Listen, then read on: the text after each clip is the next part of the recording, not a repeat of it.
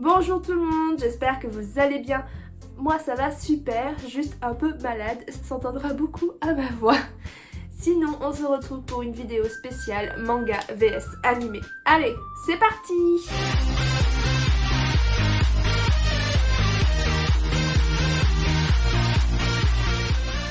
Donc le titre est un peu spécial, manga, animé, vs. Pourquoi? Eh bien aujourd'hui je vais vous dire les avantages comme les inconvénients que moi personnellement je trouve chez les mangas, les animés, et pour moi lequel est le meilleur format possible ou non. D'abord on va passer avec les animés. Donc les animés, qu'est-ce qui est positif chez les animés, voyons donc? Eh bien pour moi je trouve que on a tout ce qui est déjà audio. L'audio est très important quand tu regardes un animé. C'est... ouais, voilà quoi, c'est différent du manga. Tu peux enfin imaginer la voix du perso en vrai. Tu peux imaginer les sons que font quand ils se bagarrent, la musique quand ils chantent, parce que lire un manga basé sur la musique, c'est compliqué quand même. T'es plus en mode, bon, qu'est-ce que c'est réellement la musique? Par exemple, quand je lisais Kilari, heureusement que je connaissais déjà l'anime avant pour que je puisse me mettre les musiques dans la tête quand elle chantait. Parce que sinon, je serais en mode, c'est la chance, ouh. En mode, c'est pas du tout ça. Après, du coup, tout ce qui est, donc, on a l'audio par rapport aux voix, on a l'audio des scènes épiques. Par exemple, quand t'as un combat d'épée, là, t'entends vraiment le son des épées. Ou par exemple, quand t'as, imaginons Fairy Tail, quand il lance une attaque, tu as le son de l'attaque, t'as l'amplitude du truc. Alors que quand tu lis le manga, t'es en mode... boule de feu. Ouais, c'est différent de quand tu vois une vraie boule de feu qui sort en pleine animation.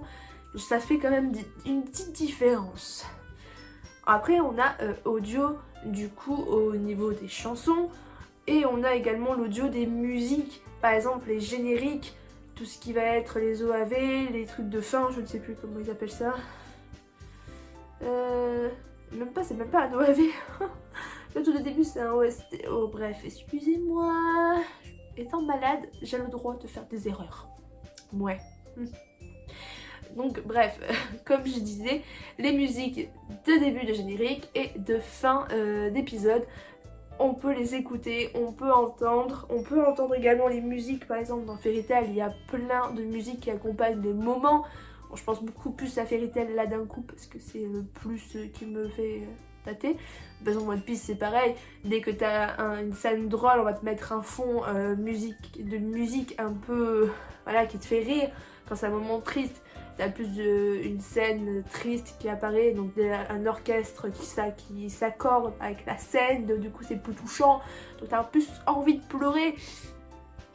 Voilà, donc en gros l'audio joue quand même beaucoup plus au niveau animé que manga, ça c'est clair. Ensuite on a l'effet réel. Moi je l'ai dit comme ça, mais en gros, quand tu lis un manga, tu n'arrives pas, moi personnellement, hein, je parle toujours un peu plus de moi, mais quand tu lis, il faut vraiment que tu restes, voilà, que tu restes accroché au truc. Alors que quand tu regardes un animé, tu peux rater 2 secondes, et ben t'es pas perdu, tu vois, genre tu peux toujours suivre ton épisode, alors que dans le manga, si tu rates quelques bulles, eh ben t'es perdu, parce que déjà tu n'as pas... comment dire, par exemple dans l'animé tu vas écouter, même si t'es occupé, tu auras toujours ton sens de l'audition qui va écouter. Alors que quand tu lis le manga, tu rates des bulles, c'est mort, hein. Tu ne pourras pas imaginer ce qui va être dit. À part si t'es vraiment fort, mais voilà, chacun son truc. Mais en gros voilà, l'effet réel te permet pour moi de pouvoir suivre à n'importe quel moment. L'animé est quand même plus facile pour ça. En plus, pour moi, c'est toujours plus intéressant de regarder des images qui bougent plutôt que les imaginer dans ma tête. Voilà. Ensuite, on a du coup également la couleur.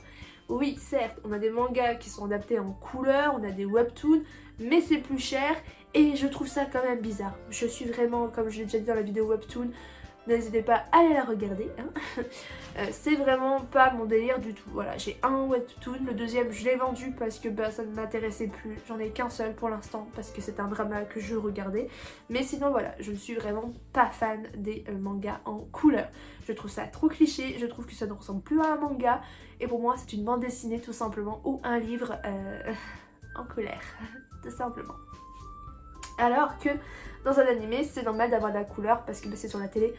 Encore heureux, un animé en noir et blanc, je sais même pas si ça existe. N'hésitez pas à me dire en commentaire si ça existe. Hein. Mais voilà, la couleur est quand même très importante. Ensuite, dernier point positif que j'ai mis, c'est plus rapide. J'explique. En gros, un épisode va pouvoir prendre par exemple un tome de la série, même 2 tomes des fois. Hein. Très clairement, un épisode regroupe quand même beaucoup plus de choses. Donc c'est plus rapide. Mais après je vous dirai un peu l'inconvénient. Donc du coup c'est plus rapide, donc tu suis plus facilement. Et par exemple tu fais une saison en 10 tomes quoi. Donc voilà. Et généralement tu peux rattraper le manga très facilement.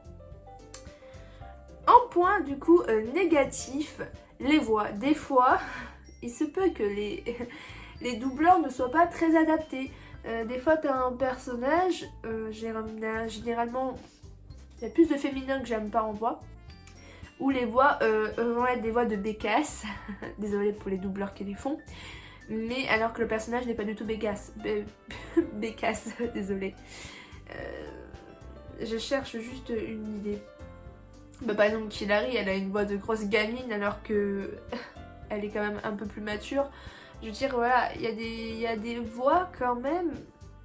Tu te demandes comment ils ont pensé à mettre cette voix. Là, j'ai plus d'exemples, mais voilà, on a plein de petites voix comme ça qui ne correspondent pas spécialement au personnage qui est joué. Voilà, et chez les garçons c'est pareil. Par exemple, on a la voix, en plus des fois on a des voix, plusieurs voix qui sont pour plusieurs personnages d'animé. Donc des fois tu te dis mais merde, ça c'est la voix de lui.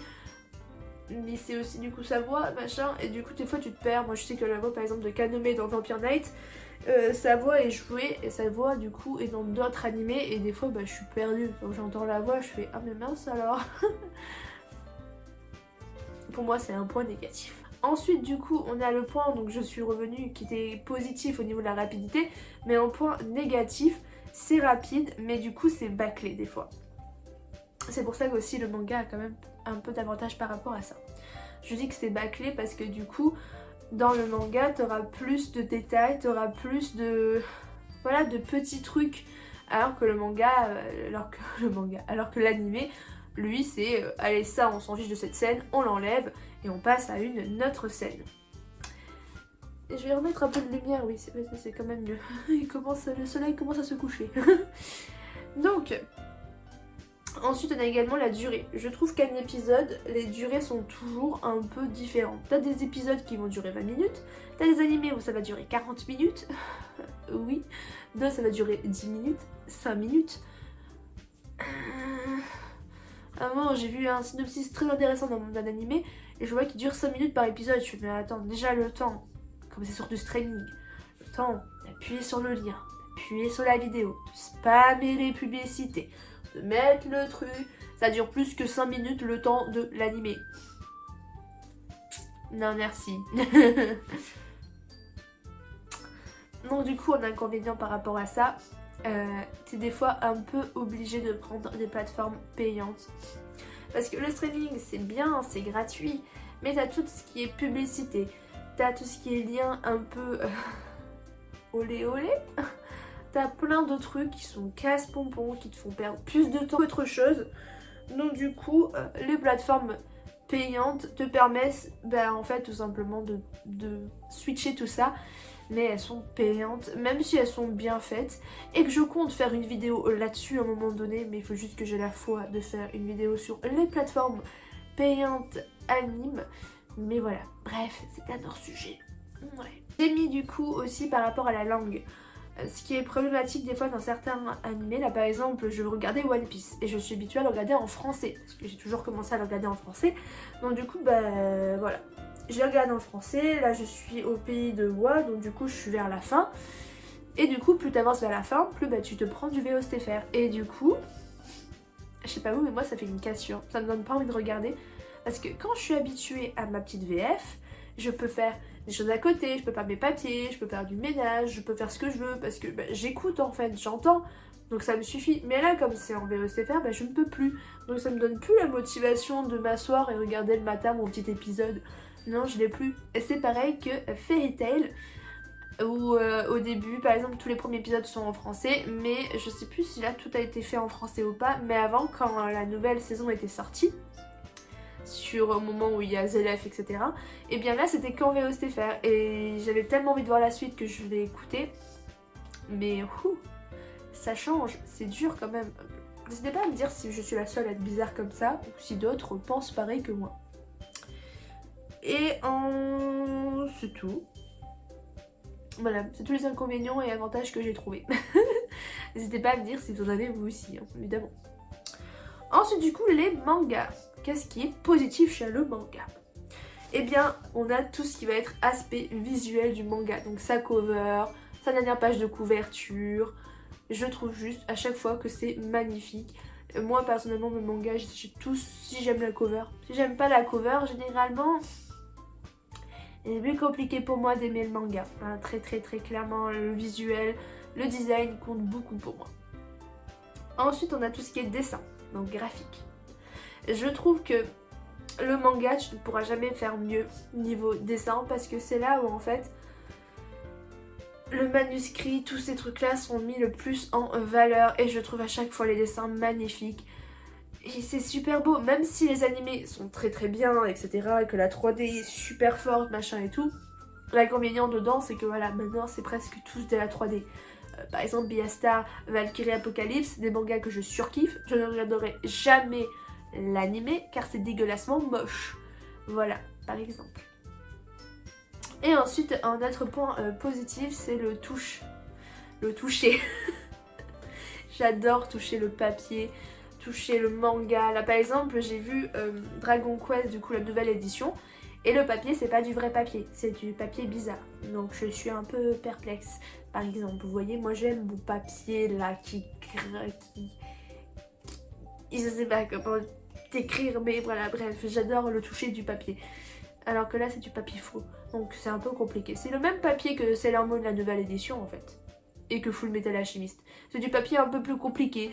Mais on s'adapte. Mais voilà, bref. Le toucher, j'aime ça. C'est un peu bizarre quand même. Sinon, les points négatifs, c'est attendre la suite. Ça, c'est vraiment le plus gros point négatif du manga. C'est que tu dois attendre entre 2 et 5 mois à peu près pour voir une sortie de top. Et ça, je trouve ça horrible. Horrible.